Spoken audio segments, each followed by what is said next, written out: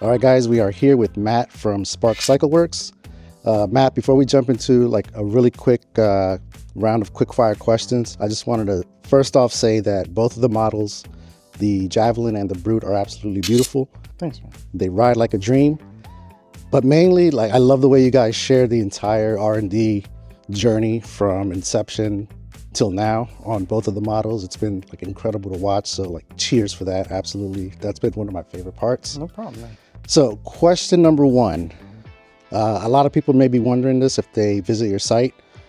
What's the main differences between the Javelin and the Brute? Or in other words, would you think that these are targeting different types of riders?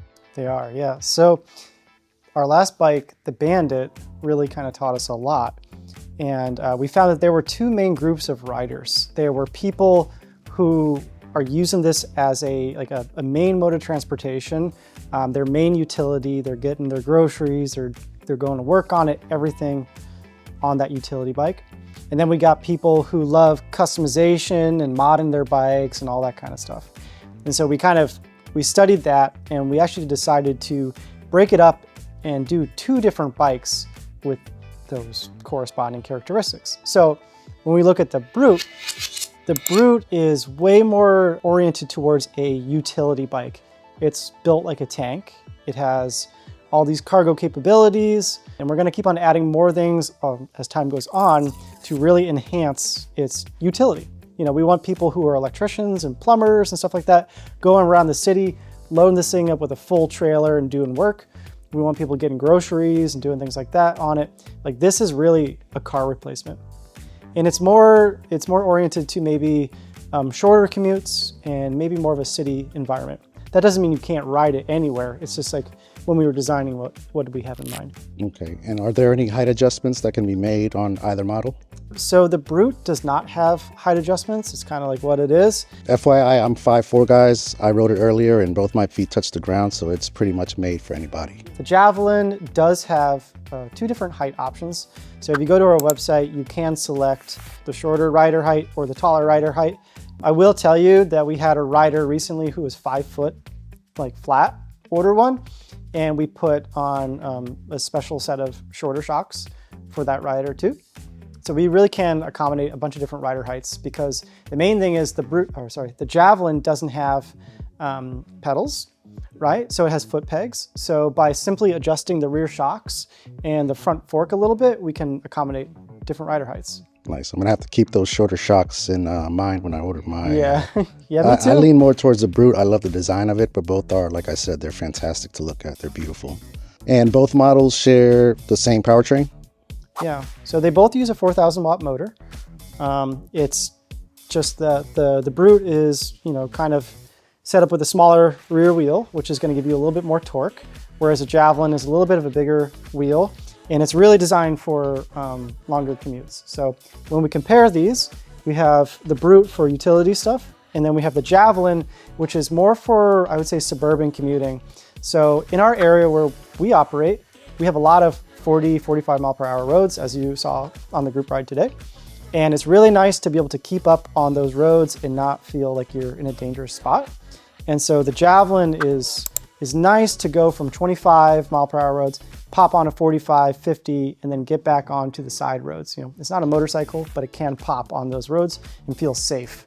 You know, it doesn't feel like you're shaking around when you get up to 50. Yeah, I've gone over 50 on both and they feel super stable. So that's definitely something I can attest to. Next question, what's your favorite thing about each of the models? I mean, I guess it comes down to what the design goal was, right? So for me, I love the fact that almost every Javelin we sent out looks different. That's been really fun. And a lot of people have been ordering things that like I hadn't even thought of, right? So getting color combinations that like on paper, like, man, that's gonna be kind of weird. And then we put it together and it looks really cool. So I love seeing how people take the design and make it their own. And then, you know, for the Brute, I just love that I can use it like a car. You know, I can load it up with like literally like 300 pounds of gear in a trailer and pull that and feel safe. It's a funny thing now when I have the Bandit and the Brute next to each other, and then I get on the Bandit, it almost feels like a little toy now. And like, when we compare the Brute to like 750 or 1,000 watt e-bikes now, it's like they're totally different things. You know, it's yeah, way heavier duty. All right, and last question. I'll participate in this one as well. Describe each model with one word. If you don't mind, I'll go first. All right, for the Javelin, refined. For the Brute, I think I'm kind of cheating here because it's technically 2 words, but OP. This is overpowered. That thing is a monster, and I absolutely want one. But what would your one-word description be? Yeah, so I will say the one word that everyone says for the Javelin is smooth. You know, that word, every time somebody gets off it, they're like, that is such a smooth ride. So it's a very different experience compared to like any other like kind of e-motos that are really kind of twitchy. This feels really planted, really solid, and just like you're kind of gliding. So that's smooth is a word for that one. For Brute, I don't know. Brute. Overbuilt, you know, Absolutely. Robust, something like that. You know, we've had crazy things happen to this bike. We've had to get into 50-mile-per-hour crashes and then picked it up and kept on going. There was like a few months ago where we were trying to pull a van, which we ended up doing. But when like Teo was backing up, he actually backed the van up over the back of the bike. And we're like, oh my God, this thing is screwed. And then the van pulled off and we're like, the bike is perfectly fine. This is crazy. So it's built to take a beating. Well, I'm sold with that story there. But Yeah. Matt, I appreciate your time and best of luck with Spark CycleWorks and all your future endeavors. Thanks, man. Thanks, Appreciate man. you coming by. Yep. Mike. It's almost 20 degrees out here. We're gonna use some heated gloves. Dude, with the dog is always last. Always.